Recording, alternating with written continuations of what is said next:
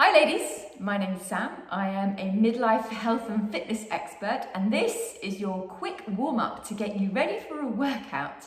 Come up and join me. So here I am in my lovely online studio, and I've got some shoes on. I've got trousers that are going to be nice and flexible so that I can move, and I've got a bra which supports these babies. What kind of gear do you need when you're working out? Well, really anything that's comfortable and allows you to move, and a bra that's supportive enough to keep you in place if you were going to be jumping. And the important thing for this warm-up is we're not going to be jumping. So I'm going to start by getting you to stand with your feet just hip width apart and with your arms by your sides, and we're going to start just by swinging your arms. This is what I call a delicious movement. It feels nice. It feels good, and you know what, us women over, well, 50 or more really, we tend to get tight and crunchy shoulders, tight and crunchy knees and hips. So it's important for us to warm up properly before we do some kind of exercise. Now, let's go from swinging your arms forwards and backwards to swinging your arms round the side. I don't know if you know this or not, but your body is made up of bones and muscles and tendons and ligaments, and I'm sure you know that. But we've got this stuff called fascia. And in fact, fascia, a lot about it has only been discovered really properly in the last 5 to 10 years. Some people know a lot about fascia, other people know nothing about it at all.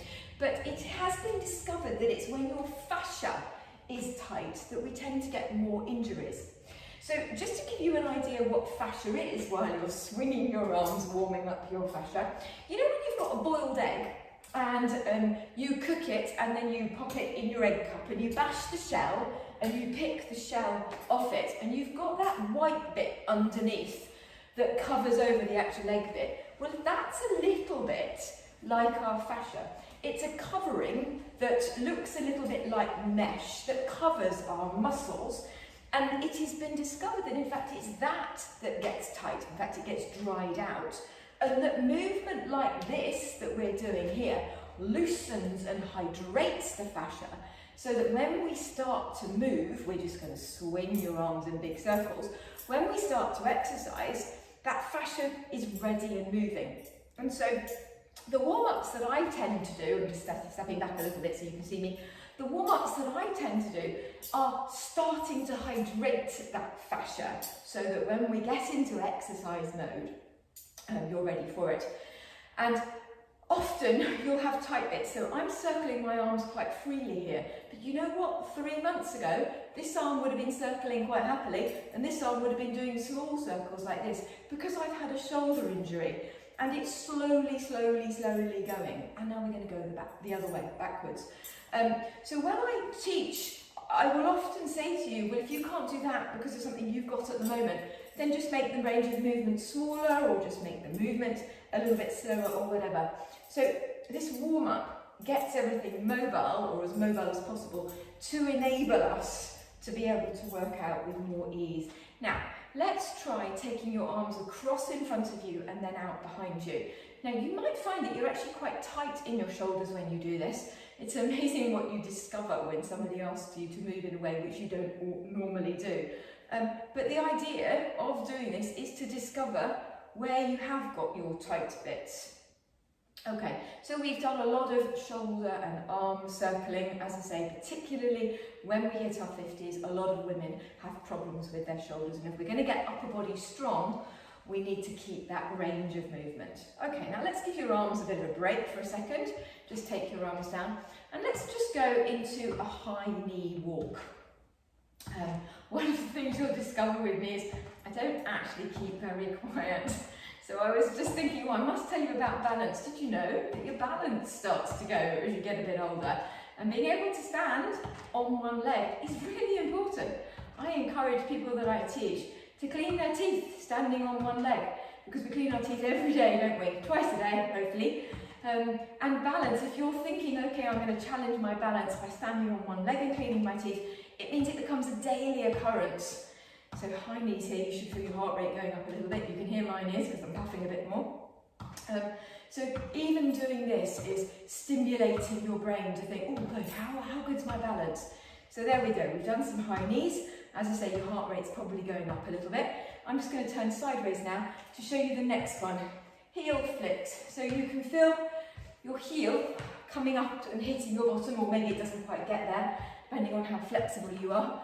You don't have to go around in a circle, but you could do if you like. So now we're flicking our heels up, and this again is still warming up your fascia. Now if your knees are a bit dodgy and this range of movement for your knees is uncomfortable, don't lift them quite so far, okay? Just lift them up a little bit, but if you can flick your heels so it touches your bottom, then that's great. Okay, the next one I'm going to do, I call it the canopy stretch. Stretch, fold, move. You're going to hold a tray of champagne in front of you, okay? I love champagne. And then you've got a tray in your left hand and a tray in your right hand. So you can see my palms are upright. And then somebody behind you says, can I have that glass of champagne? So you step behind and you offer them the champagne. Look, I'll just turn around sideways so you can see me. So you step behind and offer them the champagne whilst the other hand stays still. And then do the same thing on the other leg. Now this is a great fascial stretch because you're keeping one arm with your palm up in front, and then the other arm and your back leg rotates around behind you. So it's a lovely stretch to do. Quite a nice thing to try in the morning. It's just a way of warming yourself up. There we are. So tray of champagne coming behind. And we do one more on each side. And then the other side. Okay, and then the final thing we're going to do in our warm-up is just get your heart rate up a little bit more. So I want you just to do little walks on the spot. Okay, so you can see that my knees are coming up and down, but my feet are actually hardly leaving the floor. I'm going to walk on the spot, and I'm going to do this for 45 seconds. You should feel your heart rate's going up. And then when you're ready, just bring a little bit of arm movement in as well. So your hands come up to your chin, elbows come back, and we're just walking on the spot. Great way, as I say, just getting your heart rate up a little bit because we want to warm your heart up. And then in 10 seconds, we'll be done and you'll be all ready to do a workout. So you can use this warm up prior to doing your Pilates workout, perhaps with Dinah, perhaps doing a resistance workout with me, or even before you're going to do yoga, because yoga, lovely and strong, great body weight workout as well. But it's a lovely way of just waking yourself up. Maybe you just use this on its own in the morning. And well done. There we go. So there we go. How long have we done? 7 minutes. I'm always overrunning, aren't I? There you go. 7-minute workout, warm-up workout, and a little bit of information thrown in too. And then I'll be back again very soon with exercise workout 1, your resistance exercise with some weights. I hope you'll join me. Bye.